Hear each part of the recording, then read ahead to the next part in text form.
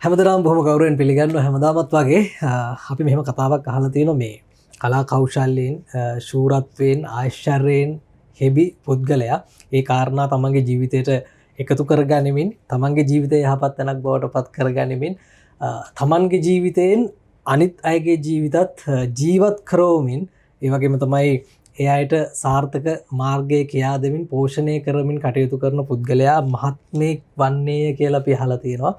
විෂ්ණු ශර්මන්ගේ පංචතන්ත්‍රයේ තමයි ඒක සඳහන් වෙන්නේ කාරණේ. ඒ වගේම ඔහු ඊටාම උදාර පුද්ගලයෙක් වන්නේය කියලා එහි සඳහන් වෙනවා. එවැනි උදාර පුද්ගලයෙක් එක්කයි අපි අද දවසේදී කතා කරන්නේ. ඔබේ ජීවිතයට බොහෝ සෙයින් වැදගත් වන කරුණු කාරණා බොහෝමයක් හැටි කර ඔබේ ජීවිතයේ යහපත් තැනක් බවට පත් කරන්නට උත්සාහ කරපු අපේ ගෞරවනීය වෛද්‍යතුමන් වෛද්‍ය උදාර සම්පත් ගුණවර්ධන වෛද්‍යතුමා වෛද්‍යතුමනි අයබෝවන් බොහොම ගෞරවයෙන් පිළිගන්නවා ඔබතුමන්ව. ඉතින් මම හිතන්නේ කලාවට එතකොට තව ඔබතුමාගේ වෛද්‍ය කර්මයට මේ හැම දෙයකටම නිපුණත්වයක් තියෙන දක්ෂතාවයක් තියෙන වෛද්‍යවරයෙක් අලුත් දේවල් හිතලා පරිකල්පනය කරලා සම්පාදනය කරලා සමාජයට ලෝකයට අරන් ගියපු වෛද්‍යවරයෙක්. ඉතින් ඒ අතීතය අපි සිහිපත් කළ යුතු නැහැ නැවත වරක්. ඔබ හොඳ ආකාරව දන්නවා. ඉතින් අද වැඩසටහන ඇතුළේ අපි කතා කරන්නේ ඔබේ ජීවිතයට වැදගත් වන කාරණයක්. කොහොමද ජීවිතය සාර්ථක කරගන්නේ? ඒ ඔස්සේ තමයි මේ වැඩසටහන් මාලාව සම්පාදනය වෙන්නේ. වෛද්‍යතුමනි මේ පෞගේ වැඩසටහන් මාලාවක්ම අපි අපේ නාලිකාව තුළ අරගෙන ඇවිල්ලා තියෙනවා. බොහොම හොඳ ප්‍රතිචාර ලැබිලා තියෙනවා. ඔබගේ අදහස් එක්කයි අපි මේ ගමන යන්නේ. ඒ නිසා අපි දිනෙන් දින වැඩසටහන් සම්පාදනය කරන්න උත්සාහ කරනවා. ඔබ අපිට ලබා දෙන කමෙන්ට් එක. ඔබ කියන්න අපිට මෙන්න මේ කාරණේ කතා කරන්න මට මෙන්න මේක දැනගන්න අවශ්‍යයි කියලා. අපි ඒ ඔස්සේ වැඩසටහන් සම්පාදනය කරන්න නේද වෛද්‍යතුමනි අපි සම්පාදනය කරන්න සූදානම් වෙන්න ඉන්නවා.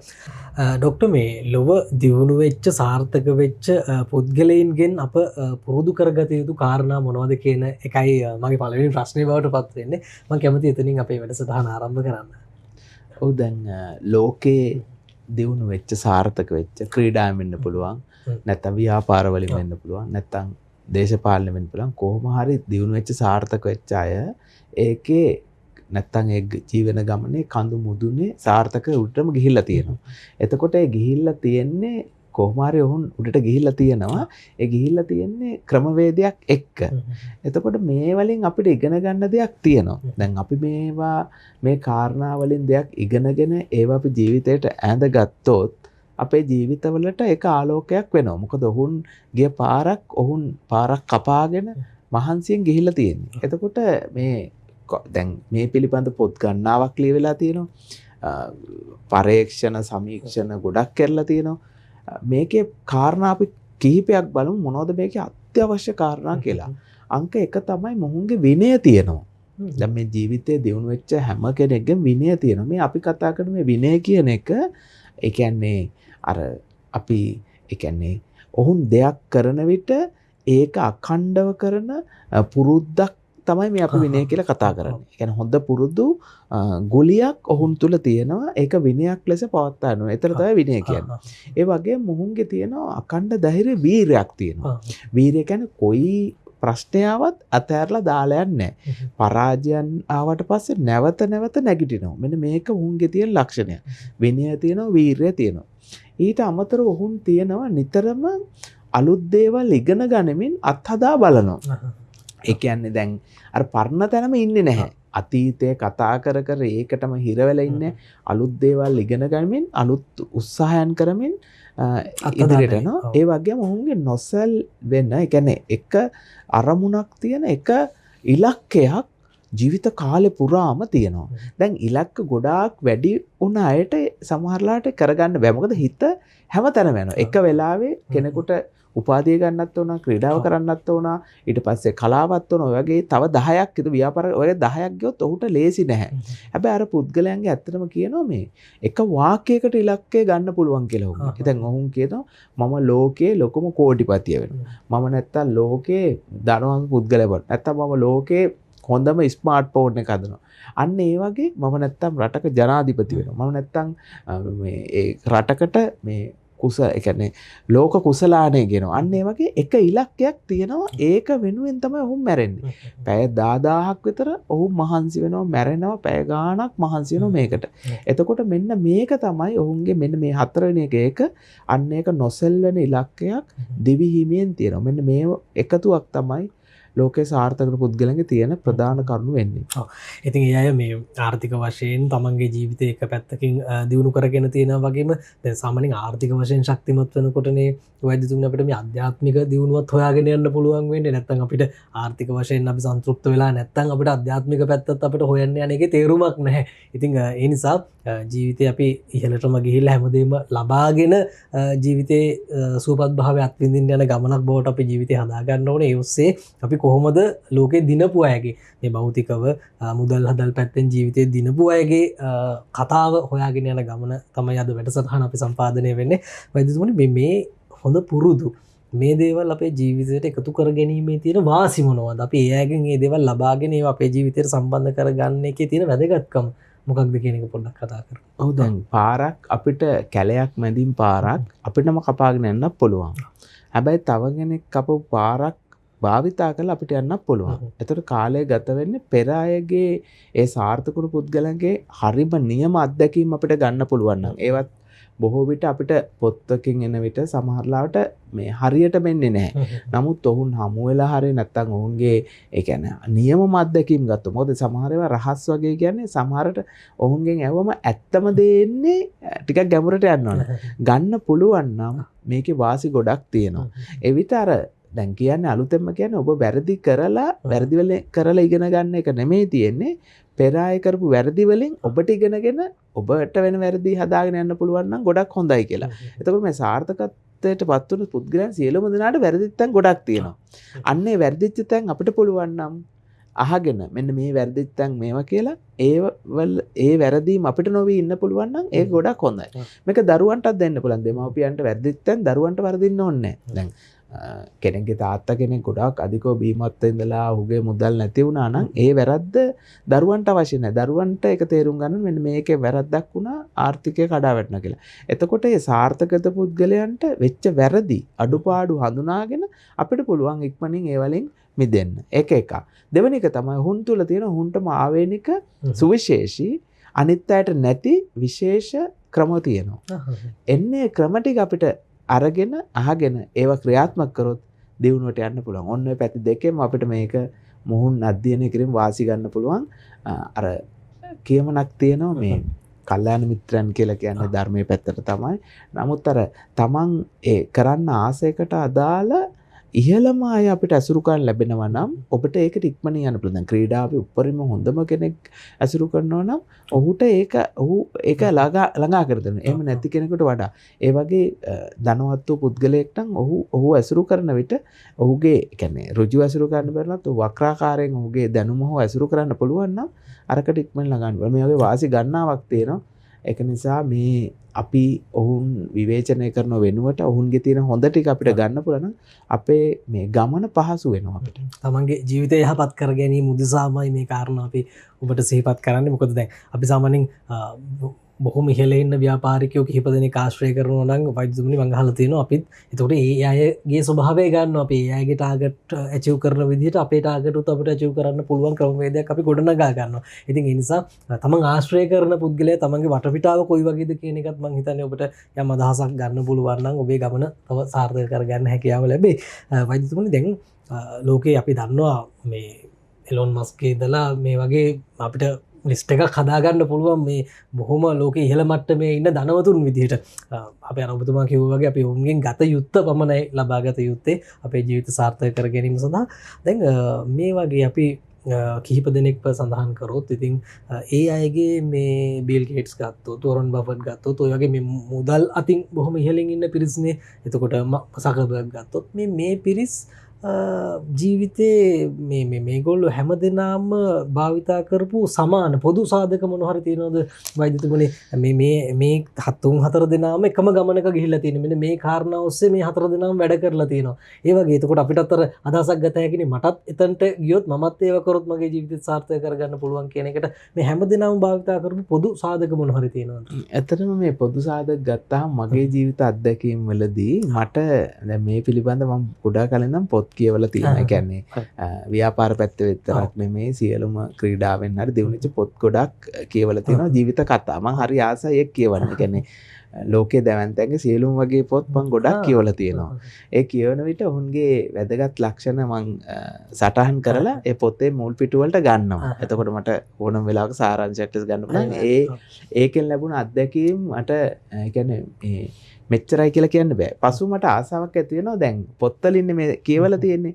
ඒ වගේම අපි අන්තර්ජාලයෙන් බලව එක මේ ඇත්තටම මොහුන් හමු වෙන්න සහ උන්ගේ ළඟට යන්න පුළුවන් නම් කොච්චර හොඳද කියලා ඒක පොඩි ආසාවකට. මොකද ඇත්තටම හමු වුණාම දැන් ඔබයි මම සාකච්ඡා කරනකොට ඇත්තට මගෙන් ගන්න දේ පොතකින් එනවට වඩා හොඳට එනවනේ. ඒ කියන්නේ ඒක කිරණවත් වෙනවා සජීව වෙනවා. මේ අත්දැකීම ලබා ගන්න මම ඇමරිකාවට ඉස්සරහ ගියා. මට ඇත්තටම වාසනාවක් ලැබුණා එහෙම දැවැන්ත චරිත ගණනාවක් හමු වෙන්න. ඒ හමුවන චරිතවලදී ඒ ගත්ත අත්දැකීම් ඔක්කොම එකතු කරලා ඇත්තටම ඇමරිකාවේ ජීවත් වෙන බිලියනර්ස්ලා කියලා ඇමරිකන් ඩොලර් බිලියනයක් තියන අය හමු වෙන අවස්ථාවලදී ඔවුන්ගේ ගත්ත ඔවුන්ගේ තියෙන ඔක්කොම ගති ලක්ෂණ බලලා පොදු ලක්ෂණ ගණනාවක් තියෙනවා. මෙන්න මේ පොදු ලක්ෂණ ටික එකකට තැනකට ගත්තාම මේ හැමෝගෙම එක වගේ ලක්ෂණ ටිකක් තියෙනවා. අර එක අත්තේ වහන්න එක කුරුල්ලෝ කියන වගේ මේ බිලියනර්ස්ලාගේ තියෙනවා. ඉතින් මට ලොකු ආසාවක් ඇතිලා මේක දැන් මුලින් අපි පොත් කියවනෝ නැති කාලේ ඊට පස්සේ අන්තර්ජාලයෙන් බලනවා. පසු ඔහොන්න ගිහිල්ලා සජීව හමු වන අවස්ථාව අරගෙන අත්දැකීම් ගත්තම මට මේක ආසාවක් ඇති වෙනවා. අපි හොඳ දෙයක් ගත්තොත් අපේ පුරුද්දක් තියෙනවා බෙදා ගන්න.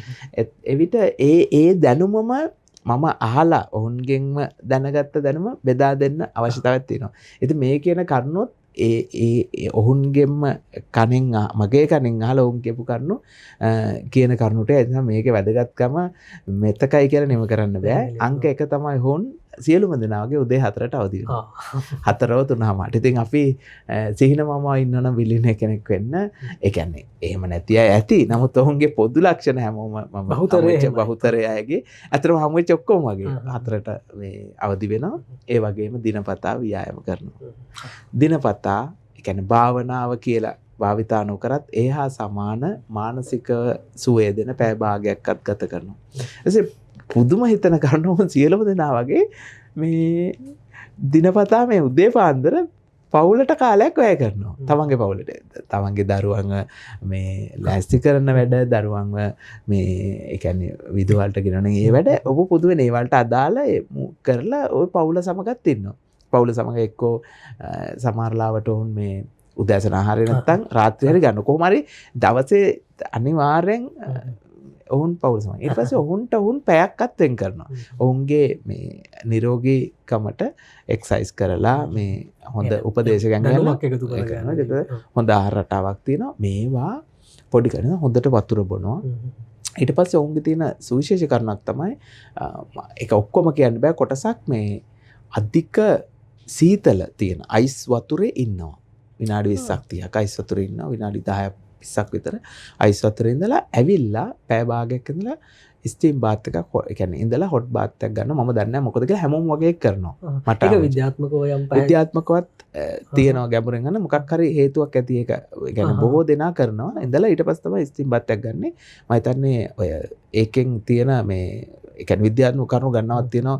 සයිලුවට හොඳයි කියලා තියෙනවා සහ ඒක කරනවා. එතකොට ඔවුන් බොහෝ දෙනා මේ මත්ද්‍රව්‍ය හිම ගන්නව අඩුයි. දැන් අපි හිතනවානේ මේ එහෙම බොහෝ දෙනා ගන්නවා. ඒක පුදුම මිනිහක් තියෙන්නේ. ඉතින් ඒ කරුණයි ඊටතර ඔවුන්ගේ තියෙන සුවිශේෂ කරුණක් තමයි පැය භාගයක් පැයක් එකට කියන්නේ ඉංග්‍රීසියෙන් ස්ට්‍රැටජික් තින්කින් කියලා එක කරුණක් දෙකක් අරගෙන ගැඹුරට හාර යනවා. හාර ගිහිලා ඔවුන් කියන ඔයිල් ගන්නවා කියලා. දැන් අපිට එන්නේ හැමදාම අපි වගේ අයට සාමාන්‍යයට අයිඩියාස් ගොඩක් එනවා. අපි ඒවල් දුවනවා එකක් කරන්නේ. ඔවුන් එක අයිඩියාවක් කරගෙන අපි තුමු ව්‍යාපාරයක් පටන් ගන්න. ඒ අයිඩියා කරගෙන ඒක ඒ අදහස අරගෙන ගැඹුරට හාරලා ගිහලා ලිඳේ වතුර එනකම් වගේ හාරනවා. ඒ කියන්නේ ඒගොල්ලෝ කියන්නේ මේ ඔයිල් ගන්නවා කියලා ඔවුන්ගේ රටවල ඒක අරමුණක් ඔස්සේ ඒක අරමුණ ගිහලා හාරලා ඒක අදාළ හාරනවා කියන්නේ හිතින් ගිහලා ඒක අදාළ A to Z plan එකක් හදනවා. ඊට පස්සේ ඔවුන් දවසට අඩුම ගානේ දැවැන්තයන් 5 දෙනෙකුටවත් දුරකථන වලින් සම්බන්ධ වෙන කියන්නේ ඔවුන්ගේ වගේ දැවැන්තයන්. ඒක තමයි ඔවුන්ගේ උදේ චර්යාව. ඒ කියන්නේ ෂෙයා කරගන්න. ඔව් ෂෙයා කරගෙන උදේ චර්යාව. ඉතින් හවස වෙන විට තවත් තියෙනවා. ඉතින් අන්න ඒ වගේ පොදු ලක්ෂණ තියෙනවා. අපිට ඕවලින් කොටසක් හරි කරන්න පුළුවන් නම් අපි දිනන්න පුළුවන්. ඊට අමතරව ඔවුන් මේවා දිනපතා කරනවා. වෛද්‍යතුමනි සාමාන්‍යයෙන් කෙනෙකුට කියන්න පුළුවන් ඔහොම කිව්වම දැන් ඒගොල්ලෝ දියුණුවේ හිණි පෙත්තේ ඉන්නේ. එතකොට ඒ අය බිඳුවෙන් පටන් ගන්න දවසේ ඉඳලම ඔය මාවතේ ගියාද? දැන් සාමාන්‍ය කෙනෙක්ට කියන්න පුළුවන් ඔය උදේවරු ওই ටික කරගන්න විදිහක් නැහැනේ මම මේ ව්‍යාපාරයත් එක්ක මට කරන්න තියෙන වැඩ කටයුතු තියෙනවා. එහෙම නිදහසක් මට මුලදී නැහැ. නමුත් ඔබතුමා කියන්නේ එහෙම මුලින් ඉඳලම අපිට ඒ පාත් එක යන්න පුළුවන් කියලා. ඔවුන් කියන්නේ බිස්නස් එතික්ස් කියලා එකට. ඒ කියන්නේ එතික්ස් කියන්නේ ඔවුන් අන්තිම කියනවා අපිට ටයිම් මැනේජ් කරගන්න ඩිසිප්ලින් කියලා ටයිම් මැනේජ් කරන. දැන් මාක් සකර්බර්ග්ගේ අක්කා මට හමු වෙනවා. එයත් කියන්නේම ඒ වගේ තමයි. ඊට පස්සේ Apple සමග කෝපවුන්ඩ ඒ ඔක්කොගම එක යන්නේ. ඔවුන් හැබැයි මේ ඔවුන් මේ බිලියනර් වෙන්න ඉස්සෙල්ලම ඊට පෙර ඉඳන්ම ඒවා කරමින් යනවා. ඒ කියන්නේ අවුරුදු 10ක් කරන්න ඕනේ. නැතුව එතනට ආවට පස්සේ කරනව නෙමෙයි. ඒ කියන්නේ කියන්න පුළුවන් නේ දැන් ඒ තැනට ආවට පස්සේ මෙයාට සේවකයෝ හැම කාර්යයකටම සේවකයෝ ඉන්නවා. මෙයාට මේක පවරනවා, මෙයාට මේක පවරනවා. එතකොට එයාට ටයිම් එක තියෙනවා. එතකොට ඒ තැන්වලදී තමයි එයා කො මැනේජ් කරගෙන. එහෙම නෑ ඔබතුමා කියන්නේ. මොකද ඒ දියුණු වෙච්ච හැමෝම කියන්නේ දියුණුවට කෙටි මාර්ග අඩුයි නේද? කෙටි මාර්ග වලින් යන දියුණුව අපි දන්නවනේ. ඒක සාර්ථකත්වය ඒක කෙනෙකුට හානි කරගන්න. නමුත් ඔවුන් කියන්නේ ගොඩාක් කැප වෙලා ඒ කියන්නේ ඇත්තම කියන්නේ වැඩ කරන්නම කියලා තමයි කියන්නේ. ඒ කියන්නේ ඒ අවස්ථාවට ඔහු වැඩ නොකර ඉන්නේ නැහැ. දැන් ඔහු මේ විනෝද වෙන්න ඒ වැඩ කරනවා. ඒ වැඩ කිරීම කියන එක ඔහුගේ ඇඟේ තියෙනවා. මම එහෙම වැඩ නොකර බිලියන වෙච්ච කෙනෙක් දැකලත් නැහැ. ඒ කියන්නේ ඇත්තටම ඔහු මේ වචනේ පරසමත වැඩ කරනවා. ඒ කියන්නේ මේ අහම්බෙන් මේ වාසනාවට බිලියන කෙනෙක් වුණා කියලා අහලා නැහැ. මොකද ඔහුනොත් ඒ කියන්නේ බිලියන වුණා වුණත් වැඩ කරනවා. එක මාර්ගයක් ඔස්සේ වැඩ කරනවා. ඉතින් මේකේ අවසානයේ අපි හැමෝටම කියන්න තියෙන්නේ ජපානයේ දිනුන වැඩ කළා, සිංගප්පූරු දිනුන වැඩ කළා, ඇමරිකාවේ දිනුන වැඩ කළා, අපි විදේශ කොරියාවේ දිනුන වැඩ කළා. අපි හැමෝටමත් තියෙන්නේ වැඩ කරන්න. ඒ කියන්නේ තමන් තෝරගත්ත මාවතක වැඩ කරන්න. වැඩ කරන විට ප්‍රතිඵලයක් එනවා. නිකන් නම් ඉන්න එපා. ඒතර බිලියනර් වෙන්න හෝ ඊට මෙහායින් නවතින්න වැඩ කරන්න වෙනවා. ඉතින් වැඩ කිරීම කියන එක නම් ඒගොල්ලෝ දෙන මේ ඔක්කොම එකතුව ලෙස වැඩ කොයි වෙලාවෙත් ඔහු වැඩ කරනවා. ඒ කියන්නේ ඔහු කරන්නේ නැති වුණත් ඒ වැඩ කරලා ජයග්‍රහණ ගන්නවා. ඔව්. ඒ කියන්නේ අපේ දියුණුව පාද ගන්න ඕනේ අපිමයි. අර අපිට වැරදි අදහස් සමාජගත වෙලා තියෙනවනේ. වෛද්‍යතුමනි ගොඩක් වෙලාවට කවුරු හරි ඇවිල්ලා අපිව දියුණු කරනකන් අපි ගොඩ දාලකන් අපි බලාගෙන ඉන්න කාලෙකුත් තියෙනවනේ. අපි එහෙම හිතාගෙන ඉන්න ඕනේ. එහෙම නැහැ. අපි උත්සාහවන්ත වෙන්න ඕනේ. අපි දෙයක් කරොත් තමයි අපිට යමක් ඉතුරු වෙන්නේ. අනිත් කාරණේ තමයි වෛද්‍යතුමනි මේකත් මම අහන්න ඕනේ. දැන් ගොඩක් වෙලාවට අපි අර හાર્ඩ් වර්කින් කරනවනේ. අපි අර අපේ කිසි අරමුණක් නැහැ. ඔය කරන්න වාලේ පැය 24ම අර නිකන් මං කියන්නේ පිස්සෝ වගේ අපි වැඩ කරනවා. ඒකේ කිසි සැලැස්මකුත් නැහැ. අර ඇඟට වෙන කායික මහන්සිය විතරයි. එහෙමද? එතකොට තමයි සමහරුන්ට දැනෙන්නේ අපි මං අද හොඳට මහන්සි වුණානේ. හැබැයි ඉතින් තව අවුරුදු 2-3ක් යනකොට මේ දියුණුවකුත් නැහැ. එහෙම නෙවෙයි නේද අපිට වෙන සැලැස්මක් එක්ක යන්න ඕන ගමනක් මේක. වැඩ කරනවා කියන්නේ අපි වැඩ කරන හැමෝටම ගරුත්වය දෙන්න ඕන. දැන් අපි හිතමු රියදුරු මහත්මයෙක් වෙන්න පුළුවන්.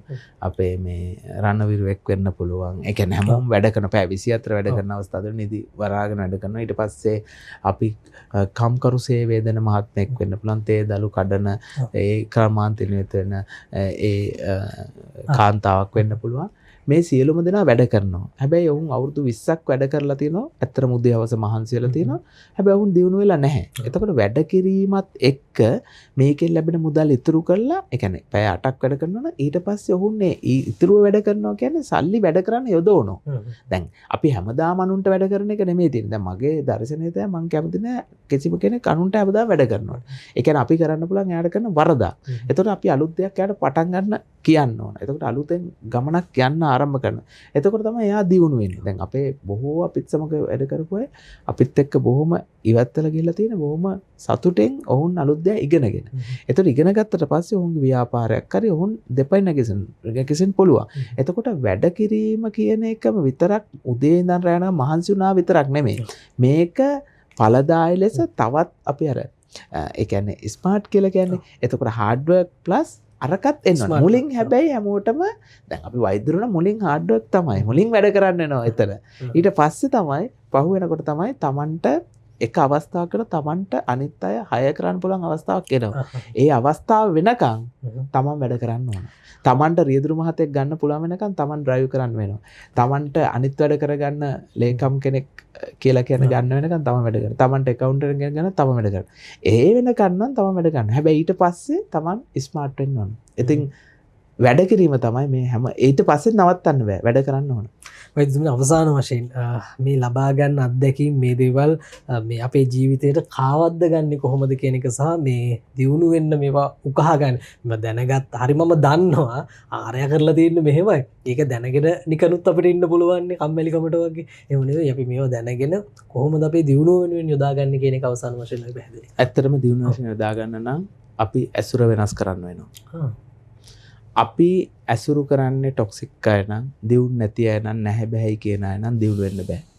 අංක 1 තමයි ඔබ ඇසුරු කරන පුද්ගලයන් ප්‍රධාන 5-10 ලියන්න. ඔවුන් නැහැ බෑ කියනවද කම්මැලිද බලන්න. తాවකාලිකව ඈත් කරන්න. ඒ කියන්නේ සාවකාලික වෙන්න පුළුවන්. සමහරට ඔවුන් ඇදුනොත් සදාකාලික වෙන්න පුළුවන්. වෙන ක්‍රමයක් නැහැ. මොකද මොවුන් එක්ක යන්න බෑ. අපිට නිතරම ඉන්න ඕන අපි වැඩ කරමු. අපිට කරන්න පුළුවන්. අපි උදේ හවස වැඩ කරමු. අන්න එහෙම තමයි අංක 1. දෙවෙනි එක තමයි දියුණුන පුද්ගලයන් නිතර ඇසුරු කරන්න ඕන. එතකොට තමයි අපිට මේක එන්නේ. ඊට පස්සේ තමයි නිතර කතා කරන්න ඕන මේ දේවල් ගැන. හමු වුණාම මේ අනුන්ගේ සම්ප්‍රප්‍රලාප රටේ දේවල් වෙනද දියුණුව ගැනම කතා කරන්න. නැවත නැවත යොදන්න ඕන. භාවිතා කරන්න ඕන. භාවිතා බහුලී කතා කියලා. භාවිතා කරන්න ඕන. නැවත කතා කරන්න ඕන. ඇඟට ලේවලට ගන්න ඕන. අපිට තමන් දවසක තනි වෙනවා කියලා හිතන්න ඕන. තනි වෙන්න පුළුවන්. ඒ තනි වෙලා තමන්ගේ සියලුම වස්තුව කවුරු අරන් ගියොත්, තමන්ගේ රැකියාව ගලවලා දැම්මොත්, වස්තු අරන් ගියොත්, හෙට නැගිටින්න පුළුවන් ශක්තියක් අපි හදා ගන්න ඕන. එහෙම වෙනකන් අපි මේක නැවත නැවත ලේවලට ඇටමිලිදුරට කාවද්දන්න ඕන. හැබැයි මේව කාවද්දපු කෙනෙක්ව වටන්න බෑ. ඌට බය කියන එක දැනෙන්නේවත් නැහැ. නිසා මේක කෙනෙකුට දෙන්න බෑ. දෙන්න පුළුවන් නම් අපි දරුවෙකුටවත් දෙන්න බෑ. දරුවත් ඒක කරලා ඉගෙන ගන්නවා. අපි දෙමව්පියන් මෙතන හිතනවා දරුවට මේ අපි තියෙන දෙන්න බෑ. දරුවත් මුල ඉඳන් එයාගෙම වැඩ කරලා එයාගෙම ලේවලට මෙන්න මේක දරුවන්ට දෙන්න පුළුවන් පාඩමක් දෙමව්පියන්ට. ඒ නිසා දරුවන්ට විතර කැලේ තමයි දරුවන්ගෙන් වැඩ ගන්න ඕන. පොඩි පොඩි වැඩ කරන්න කියන්නේ මොකද ඒ අර බස් එකේ යන්න කියන්න ඕන පොඩි වැඩ කරන්න ඕන. ඒව කරලා තමයි දරුවා ඉගෙන ගන්න. දැන් අපි මේ තැනට එන්න නොවිදනා දුක් විඳා. ඒ කියන්නේ අනුන්ගේ දේවල් නොගෙන මෙතනට එන්න නොවිදනා දුක් විඳා. බස්වල ගියා සාමාන්‍ය පාපැදිය ගියා ඊට පස්සේ මේ යතුරු පැදිය ගියා එහෙම තමයි ආයි දුක් විඳලා. නිසා මේ විදිහටම තමයි අපි ආහම වටන්නත් අමාරුයි. ඒ නිසා මේ ඔක්කොම එකතු වෙලා ඔබේ ඇට මිදුළු වලට ලේවලට මේක කාවද්දලා හැමතිස්සෙම ඇඟේ ලේවල මේකනම් වැඩ කරන්නේ ඔබ වටන්න කාටවත් බෑ. නිසා ඒ පණිවිඩය තමයි අපි දෙන්න ඕන. බොහොම ස්තුතියි වෛද්‍යතුමනි. මම හිතන්නේ ඔබගේ හදවතට දැනෙන්න එතුමා ඒ කාරණය සිහිපත් කරා. හැමදාමත් එහෙමයි වෛද්‍යතුමා. ඔබතුමා හැමදාමත් අනුන් ගැන හිතලා වැඩ කටයුතු කරේ. ජීවිතේ හැලහැප්පීම් බොහොමයකට මුහුණ දෙන්න සිදු වුණේ ඒ නිසා. අද නමුත් ඔබතුමාට බය නැතුව කියන්න පුළුවන්. ඔබතුමා මේ මාර්ගය ඇවිල්ලා තියෙනවා, මුහුණ දීලා තියෙනවා, ශක්තිමත් වෙලා තියෙනවා, නැවත නැගිටලා පෙන්නලා තියෙනවා. ඒ නිසා මේ ඔබතුමා ඕන කෙනෙකුට විශ්වාස කරන්න පුළුවන්. ඔබතුමා මේ අත්දැකීම් එක්ක කතා බහ කරන නිසා එහෙනම් බොහොම ස්තුතියි වෛද්‍යතුමනි. ලෝකෙන් අපිට ගන්න පුළුවන් උදාහරණත් එක්ක අද දවසේදී අපි කතා කරේ මේ දියුණුව උදෙසාම. මේ හැම මාතෘකාවක්ම සැකසෙන්නේ දියුණුව උදෙසා. ඔබේ ජීවිතේ යහපත් ජීවිතයක් බවට පත් කරන්න. රටේ ප්‍රශ්න තියෙන්න පුළුවන්, ලෝකේ ප්‍රශ්න තියෙන්න පුළුවන්, විවිධ දේවල් වලට අපිට මුහුණ දෙන්න සිද්ධ වෙන්න පුළුවන්. සමහරට ඔක්කොම නැතර කරලා හිට අනිද්දා ගෙදරට වෙලා ඉන්න සිද්ධ වෙන්නත් පුළුවන්. නැවත අපි නැගිටිමු කියන මතක් කිරීමයි අපේ ගෞරවනීය වෛද්‍යතුමන් කරන්නේ. වෛද්‍ය උදාර සම්පත් ගුණවර්ධන වෛද්‍යතුමා. වෛද්‍යතුමනි ආයුබෝවන් බොහොම ස්තුතියි. සියලු කටයුතු සාර්ථක වේවා කියලා ප්‍රාර්ථනා කරනවා. ඉතින් නැවත දවසකට අපි මුණ ගැහෙන බලාපොරොත්තු වෙන අපේ වැඩසටහන අවසන් කරන්න හදන්නේ. නාලිකාව subscribe කරන්න මුලදී සිහිපත් කරා වගේ ඔබට අපිට කතා බහ කරන්නට අවශ්‍ය වෙන කාරණා සිහිපත් කරන්න කමෙන්ට් එකක් විදිහට. ඉතින් අපේ වෛද්‍යතුමා සූදානම් ඉන්නවා ඒ සඳහා ඔබට උපදෙස් ලබා දෙන්න. ඒ කාරණාත් සිහිපත් කරමින් අපි වැඩසටහන අවසන් කරනවා. සියලු දෙනාටම යහපත් හිර දවසක්.